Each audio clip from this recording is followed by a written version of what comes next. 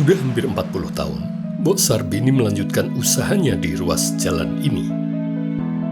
Kupat tahu adalah makanan khas beraroma daun jeruk, terdiri dari potongan ketupat, tahu tempe goreng, kol, dan tauge dengan kuah manis dari gula merah dengan rasa yang khas. Sejarah dari warung makan Mbok Sarbini ya Mas ya, berdiri pada tahun 1985.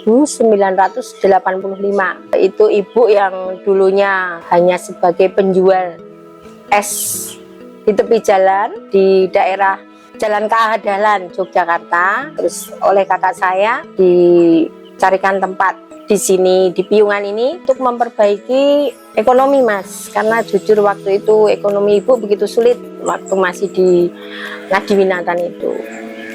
Terus akhirnya dicarilah sama kakak saya tempat ini, kemudian ibu diberi modal juga, dan akhirnya berdiri warung soto Mbok Sarbini ini. Itulah sajian yang setiap hari dibuat oleh Rustilah sejak tahun 1985 lalu di jalan ini. Pada mulanya, warung ini dibuka Mbok Sarbini di sebuah kampung di kota Yogyakarta.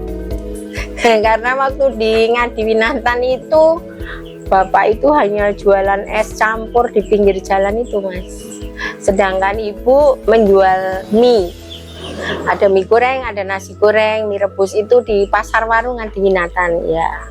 Saat membuka pertama kali di Jalan Wonosari, jalanan ini adalah jalanan yang masih sepi dan belum banyak orang yang membuka warung serupa. Awalnya ya Mas, ibu itu hanya menjual soto dengan bakso. Jadi di tahun 1985 itu jalan Jogja Wonosari ini, khususnya di Piungan, belum banyak penjual soto dan bakso. Ibu menu pertama kali soto dan bakso itu. Terus dengan berjalannya waktu, ibu mencoba menambah menu kupat tahu. Dan akhirnya dengan berjalannya waktu, mereka bisa seimbang untuk penjualannya gitu loh Mas. Terus tapi lama-kelamaan juga Mas, untuk bakso itu karena semakin banyak persaingan ya Mas ya. Jadi sekarang ini sepertinya hanya sebagai pendamping ya, begitu. Pelanggan Mbok Sarbini sebagian besar adalah pelanggan dewasa, penikmat makanan tempo dulu. Untuk menu jadul kayak kita itu, kayak kupat tahu itu memang mungkin konsumsinya lebih banyak yang setengah tua ya Mas ya, mau berumur ngaten lah, kayak muda-mudi kan makanan yang sekarang ini. Kalau saya sepertinya lebih baik untuk bertahan dengan menu-menu yang dulu Mas, karena semakin lama kan semakin tidak banyak yang menyediakan menu-menu jadul gitu kan Mas ya. Selama mengelola, Rustilah mencoba mengingatkan pelanggan dengan media sosial sebisanya, sebatas yang ia kuasai, dengan jalan merespon komentar pelanggan semampunya dan sebaik-baiknya. Ada banyak juga ya Mas, komentar-komentar itu ada yang negatif, ada juga positifnya. Mengaca dari komentar-komentar para pembeli ya Mas ya, banyak orang mengatakan enak, tapi ada juga beberapa orang yang mengatakan standar gitu kan. Ya nggak apa-apa Mas, kalau untuk masalah itu kan kadang rasa itu selera masing-masing. Tapi kalau untuk komenan yang positif atau komenan yang membangun, pasti kami berusaha untuk melakukan apa yang menjadi kekurangan kami, melengkapi lah. Rustilah memahami bahwa media sosial yang ia gunakan cukup membantunya untuk menjalankan usahanya. Kalau sementara saat ini saya hanya menggunakan Facebook sama itu Mas, di status WA aja. Kalau untuk di IG ataupun yang lain, kami belum pernah mencoba. Karena saya yang jujur saja, saya bisanya cuma itu Mas. Kalau untuk menggunakan yang lain-lain itu, saya nggak mampu. Terus terang saya itu gaptek. Nah, seperti itu loh Mas. Saya rasa untuk lewat medsos itu memberi dampaknya positif. Karena semakin banyak orang yang tahu. Maksudnya nanti ada pembeli ya Mas ya, yang mereka tahu itu dari postingan saya, seperti itu. Jadi mereka dari jauh, ada yang kemarin dari luar daerah, luar pulau bahkan Mas, itu mereka touring itu sempat mampir ke sini itu.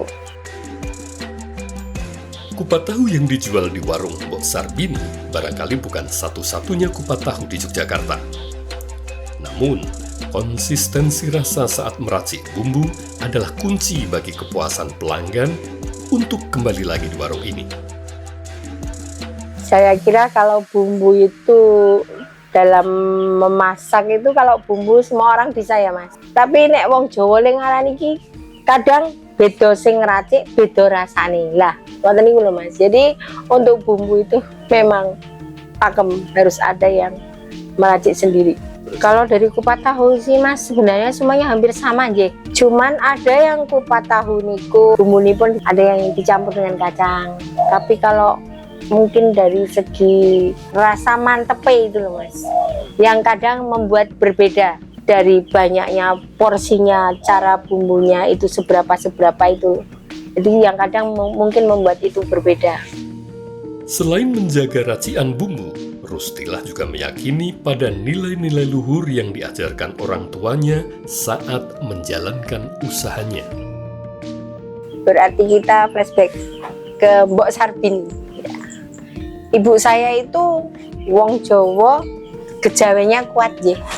Senajan ibu itu juga ada kepercayaan, tapi ada agama lah. Tapi ibu untuk kejawennya, ibu itu tidak pernah meninggalkan. Seperti contohnya untuk tradisi ruahan, sebagai doa untuk para leluhur juga.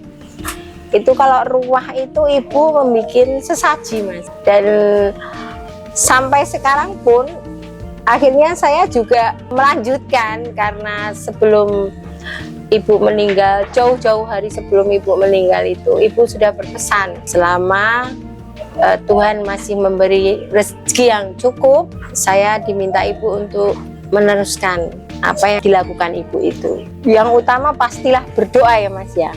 Terus yang kedua, itu kita tidak boleh meninggalkan sabar. Kuncinya sabar, telaten itu Mas, karena sekarang ini untuk persaingan usaha banyak sekali. Kalau kita nggak sabar, nggak telaten, nggak cukup untuk berdoa, itu kadang mungkin membuat kayak jadi terombang-ambing ya Mas, antara jadi bisa maju apa enggak, seperti itu loh Mas. Itulah yang dilakukan Rustilah dengan warung makan Mbok Sarbini di Jalan Wonosari, kilometer 14 Piungan ini. Dan masih eksis hingga sekarang setelah hampir 40 tahun lalu.